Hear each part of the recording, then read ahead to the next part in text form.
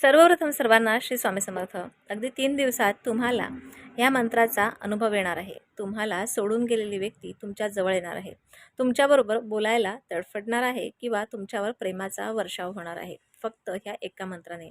हा जो मंत्र आहे हा अतिशय प्रभावशाली आहे आणि ह्या मंत्राची ताकद इतकी आहे की ती आपल्यापासून लांब गेलेल्या व्यक्तीला नक्कीच जवळ आणून देण्याचा प्रयत्न करणार आहे. आजचा व्हिडिओ कुठे स्किप करू नका आणि ज्यांना कोणाला हवा असेल त्यांना WhatsAppला जाऊन नक्कीच शेअर करा. तत्पूर्वी आपल्या व्हिडिओसाठी म्हणजे आपल्या चॅनलला जे कोणी जॉईन करणार असेल, आपल्या चॅनलची जे कोणी मेंबरशिप घेणार असतील त्यांनी नक्कीच मेंबरशिप घ्या. त्या मेंबरशिप ज्या लोकांनी घेतलेली आहे त्या लोकांसाठी मी स्पेशल व्हिडिओ घेऊन येणार आहे, ज्यात तुमच्या सर्व प्रश्नांची उत्तरे तुम्हाला नक्कीच मिळणार आहेत.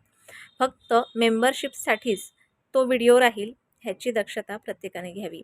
आता तुम्हाला बघा, तुमच्यापासून लांब गेलेली व्यक्ती आहे, मग ती तुमच्या प्रेमाची म्हणजे तुमचा नवरा असू द्या किंवा तुमची प्रियकर असू द्या किंवा तुमचा मित्र मैत्रीण कोणीही असू द्या, तुमच्यापासून लांबच गेलेली आहे. ती पुन्हा व्यक्ती तुमच्या जवळ यायला पाहिजे, परंतु ती व्यक्ती अशी हवी की जी तुमच्याशी खूप छान बोलते, तुमच्या विचारांची कदर केली जाते, तुम्हाला तुमचा मान सन्मान करते. अशाच व्यक्तीसाठी उपाय करा.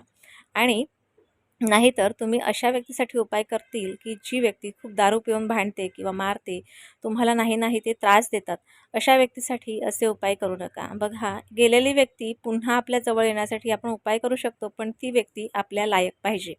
आता अजून एक गोष्ट, ज्या व्यक्तीसाठी तुम्ही उपाय करणार आहात ती तुमची हक्काची व्यक्ती हवी, ना की दुसऱ्यांचा नवरा, दुसऱ्यांची बायको. आजकाल सर्व ठिकाणी जास्तीत जास्त अशाच गोष्टी घडत असतात. त्यामुळेच मी तुम्हाला एक उदाहरण देते.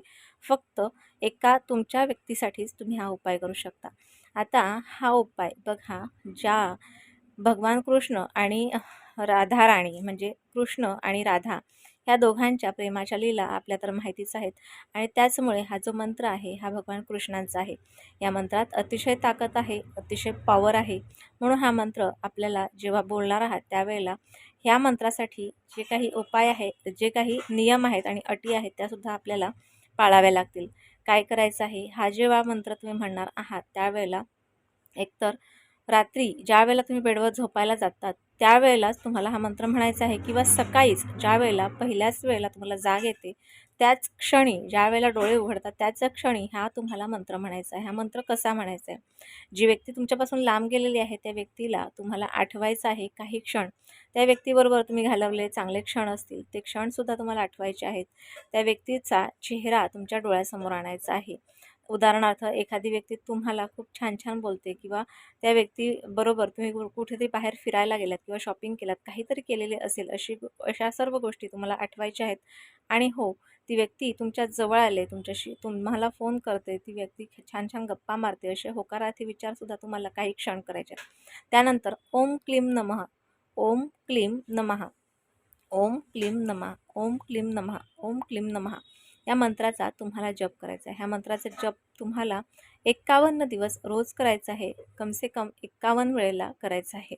आणि त्यानंतर बघा, तुम्ही ज्या वेळेला हा जप करता त्यावेळेला तुम्ही जप करत असताना फक्त होकारार्थीच विचार तुम्हाला करायचे आहेत. हा जो मंत्र आहे तुम्हाला 51 दिवस करायचा आहे. 51 दिवसाच्या आत तुम्हाला ह्या मंत्राचा नक्कीच फायदा होताना दिसेल. तुम्हाला तुमची व्यक्ती, लांब गेलेली जी व्यक्ती आहे ती व्यक्ती जवळ येताना दिसेल. एकतर फोन येईल, मेसेज येईल किंवा कुठेतरी ती व्यक्ती तुम्हाला प्रत्यक्षात भेटेल. अशा प्रकारचा हा जो मंत्र आहे ह्याच्यात अतिशय पॉवर आहे, ताकद आहे. त्यामुळे ह्या मंत्राचा तुम्ही नक्कीच आवर्जून जप करा आणि आपल्या आवडत्या व्यक्तीला पुन्हा नव्याने तुमच्या जवळ आल्याच्यानंतर नव्याने सुरुवात करा तुमच्या नवीन संसाराला. आजचा छोटासा व्हिडिओ तुम्हाला कसा वाटला मला नक्की कळवा आणि व्हिडिओ आवडल्यास लाईक, शेअर, सबस्क्राईब मात्र जरूर करा. पुन्हा भेटूया अशाच एका नवीन व्हिडिओसोबत, नवीन विषयासोबत. तोपर्यंत सर्वांना श्री स्वामी समर्थ.